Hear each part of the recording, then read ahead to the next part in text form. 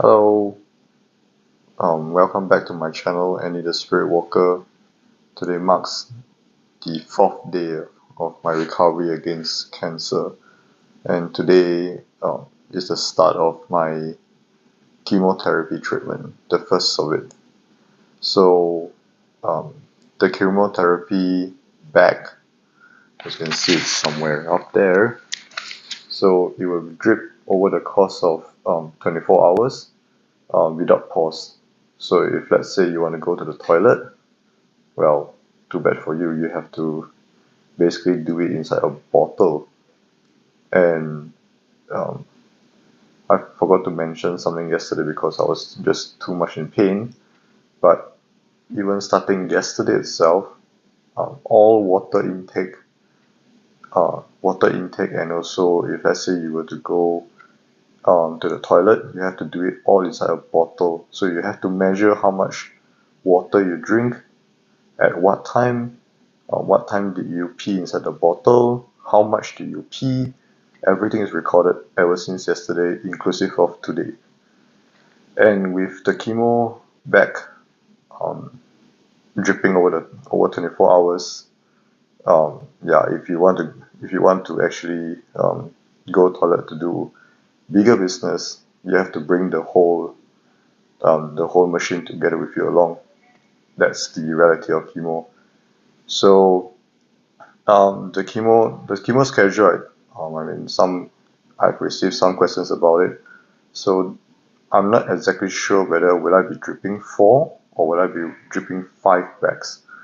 But it'll either be 4 or 5, and you're only allowed to shower once every 24 hours. So once this bag is done, I can shower. They'll give me like a 30 minutes to 1 hour time to shower each day before the new bag starts.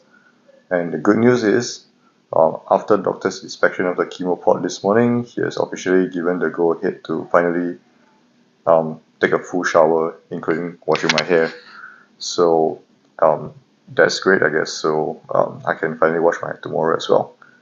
Yeah. But so after today, once the first bag actually starts, the second round of the second cycle of chemo will start um, exactly 21 days from now. So first day, and then you add something like 21 days, and you get admitted in to start your second cycle of chemo. Same process, a few 4 or 5 bags every time I come. And after 3 cycles of this, that means like something like 21 days and 3 times, so it's almost like 63 days, I guess. Then you will do something like a PET scan. So the PET scan will kind of like determine how well the chemo actually went. And according to the doctor, he wants to see something like a tumor reduction of roughly around 70%, and that'll be fantastic. So hopefully, if all things goes well, I'll need to do 6 cycles of this chemo, and after 6 cycles, another PET scan, and thereafter will be the last two antibody pumps again.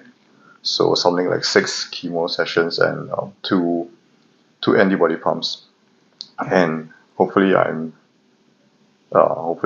cancer free by then. So yeah, but like I said before, after everything is done, you still have a 2 years period before of monitoring and things like that before you're officially free to go. Yeah, so that's my, or at least this is the best case scenario in my case. I'm not too sure about the other types of cancer, but in my case, this is what the doctor said was the best case scenario.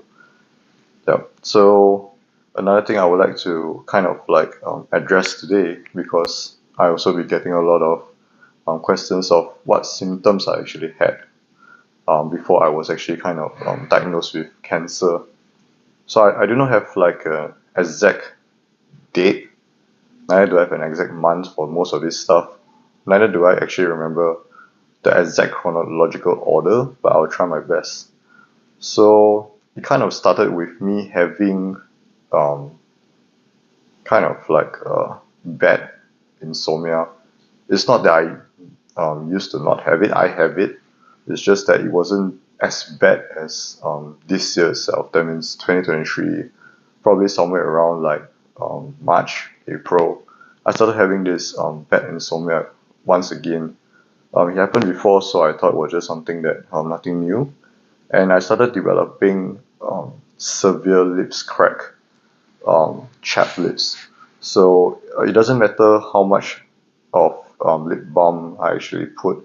The next day it just goes back to like normal, and it started bleeding. It didn't start off bleeding right away, but it was quite bad to the point that months down the road it started bleeding. So that was kind of the first tool that I kind of realized was the difference. And thereafter on, then because I actually started because of um, one of the highly controversial influencer back then. So I actually started doing some kickboxing somewhere around the same time, March, April, and so I actually started doing kickboxing at the same time. So I mean, because I was doing kickboxing, and then I eventually developed some form of muscle pain, and I actually injured my right wrist as well. So my right wrist at a point in time, something like April or May, I started developing this. I couldn't do a proper push-up because every time I put pressure on my wrist, it hurts. So that kind of went on for something like a few months as well. And eventually, during that same period of time, I also developed this back pain, which I thought was kind of linked because wrist injured, back pain, kickboxing. So I thought it connected. So that's what I thought. And I also developed this some form of like a TMJ pain somewhere around here. So it's basically an ear pain, but I can't remember exactly when it was. But I developed this ear pain as well, both all at the same time. So I thought that probably just kickboxing. So I took a rest. I took a break from kickboxing and things like that. And eventually, somewhere around the middle of June, that was when I think um, everything just got escalated way far-fetched. I started developing um, skin itchiness. So the skin itchiness is not just a normal skin itchy. It's like um, I would develop like some form of a rash on random parts of my body. I'm not sure if you can see it here, but there are some scars there. So I developed these small bumps of rashes, and the itch on each. Every time there's a small dot of rash there, it can last for 2-3 hours, regardless of what steroid cream I use at a time. So I would be using over the counter medicines, but none helped. But yeah, that was what it is. And I actually thought that probably I had some form of allergy as well. So roughly around that time, then I started to go and look out for uh, sorry. So I started looking out for traditional Chinese medicine because, well, if Western creams are not going to work, so I thought traditional Chinese medicine will work. But it did work to a certain extent, but probably around a month later, it also stopped working. Then the itch just kept spreading on. That was somewhere around like middle of June. Then I think where the most extreme part came was, if I remember correctly, it was 27th of July, was when I developed a chest pain. So I woke up one day and I thought that I actually had a heart attack because the chest pain on my right side was so bad, my right chest at the time was so bad that I could actually barely breathe actually. So I did what I guess any normal person would do, and I went to a general practitioner, but all the guy said was muscle sprain because yeah, same thing, um, because some kickboxing, and then standard kickboxing, then probably not enough exercise or something, then yeah, muscle sprain. So that's what happened, and he gave some form of relaxants, and that was about it. So the initial part of it I thought was that yep, it might be possible, because at that point in time I already stopped. I stopped all physical activities of sort because of was recovering from the wrist injury, and I thought, okay, fine, maybe it's time to go back to some form of sports again. So I picked up Muay Thai once again, but on a more one-to-one basis this time. So instead of going for a group class previously, I went for a one-to-one class this round. And I also started picking up Pilates because I thought maybe I need some stretch at the same time, because you can't really get a full stretch out of Muay Thai, I guess. So I decided to pick up both sports at the same time. That was probably the end of July. So somewhere around middle of August, is it? Yeah, I think it was middle of August, towards the end of August, I started having short of breath. So every time I would be doing something and then I started feeling short of breath. And back then, I also developed some form of random fatigue. I could be sitting down out of nowhere, and suddenly out of nowhere I just want to sleep. At first, same thing, I thought maybe I didn't have enough sleep. So I think that's a pretty common thing to think, I would think. So but it became a lot worse. I started having more of these episodes, and then I started having this chest pain, which was, I would say, still bearable, but it's just that I would just run out of breath really, really fast. And eventually it came to a point that I started coughing probably somewhere around end of August, I think. Yeah, I started coughing quite badly. And at that point in time, I already realized that the cough that I had was not the normal kind of cough that I would normally have. And I also took a COVID test for it, but it turned out to be negative. So I thought probably some, I don't know, lack of exercise again. That's what I thought. So I let it rest, and that was when it eventually hit, and I went to see a chiropractor actually.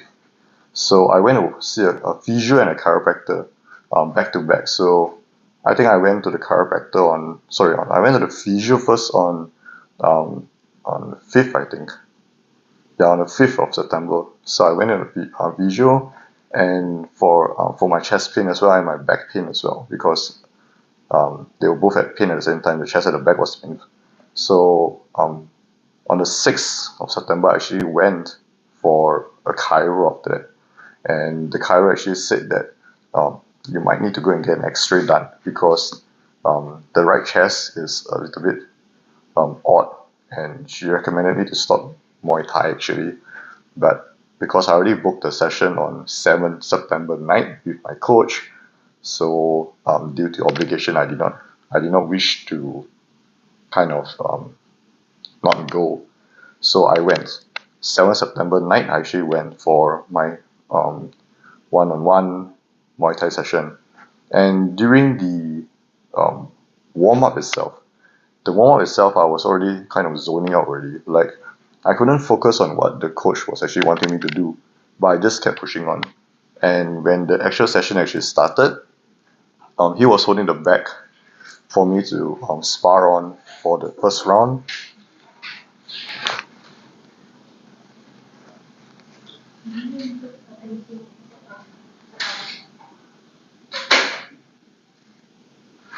Yeah, sorry. The nurses came in to give me my next set of things to do.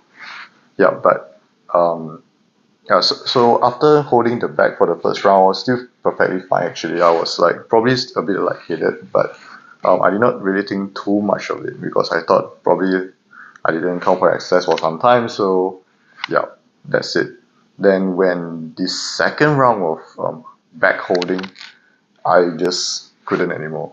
The moment I launched one uppercut, that was it. I almost blacked out, and the rest was kind of history. So I almost blacked out. I rested, and then I called my wife to come and fetch me, go home, back home, and I was resting under aircon for more than an hour, and eventually, thank goodness, my neighbor, who is a general practitioner himself, he actually came over and he actually came and checked, and he said that given how long I've already rested 1 hour under aircon, and I was still sweating, and I was having difficulty breathing, including severe chest pain. So he actually recommended me to get admitted right away on 7th September night itself, which I did. So when I got admitted into the ER, the emergency room, they actually did the first thing they did was to check my heart. So they plugged me with points, ECG, and then they said that my heart was no issue. So they said, okay, since they can't find something, they're going to move me to do an X-ray. So which they did, and that was when everything kind of just started. So X-ray done, they came out and said that there was a mass inside the right side of the chest, and yeah, so they called in the thoracic surgeon, and the thoracic surgeon immediately requested for a CT scan and a blood test itself. So it's not a normal blood test, it's a blood test to kind of scan for something like 10 different stuff, something like that. So it's a different kind of blood test. So, and that was something like 8 September, 2 a.m. in the morning. And yeah, so he actually went back, and then I did a CT scan and a blood test. So the next morning, so I checked into the room, the hospital ward at 4 a.m. and roughly around 10 a.m. on 8 September, he came in and he said that, unfortunately, based on your CT scan and your blood test, there's a high probability that is cancer. So that was when everything just kind of I went like, how in the world did I almost blacked out to getting cancer all in one night? That was what happened. And they actually eventually arranged for a biopsy on the 8th September at 2 p.m. itself. So after telling me I had cancer, he said, okay, fine, you're going to go do a biopsy in 2 hours. I said, okay, fine. So the results of the biopsy came out on 12th September, and he said that it is confirmed to be cancer.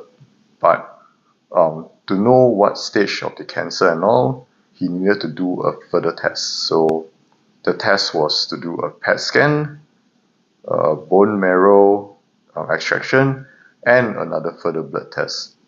And eventually the results came out on the 15th September, and I was officially diagnosed with stage 2 primary medicinal B-cell lymphoma cancer. So that's kind of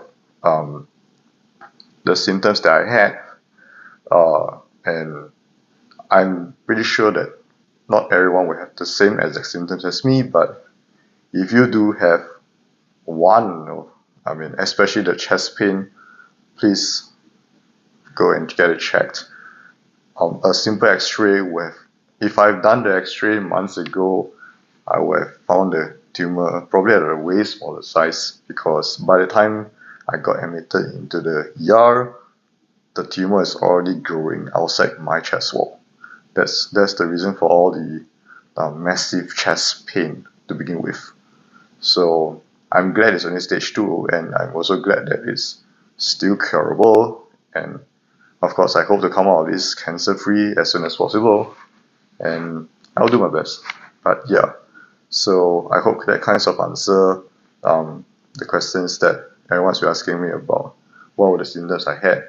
I saw one of you guys commented that Chef 1 also has lymphoma cancer. I share quite a fond memory of Chef 1 because now I'm 30 already. So somewhere around 15 years ago, I went for this camp, a survival camp with a very close friend of mine. And in that survival camp, we had to eat. We were given a ration of one can each of Chef 1's curry chicken. And to have one curry chicken in the middle of nowhere in the forest is really a true blessing. And that was kind of how I remember Chef 1. But yeah, Chef 1, if you're actually seeing this, speedy recovery, man. I mean, we are going through the same thing. So, speedy recovery to both of us. And I hope you, yeah, nothing much to say actually, but speedy recovery. So, I'll keep you guys updated again from time to time on what's the condition of my chemotherapy treatment, and I'll see you guys in the days to come. If you like what you see, if you like, if you know someone who needs this, share and subscribe with them. All right, and I'll see you soon. Bye.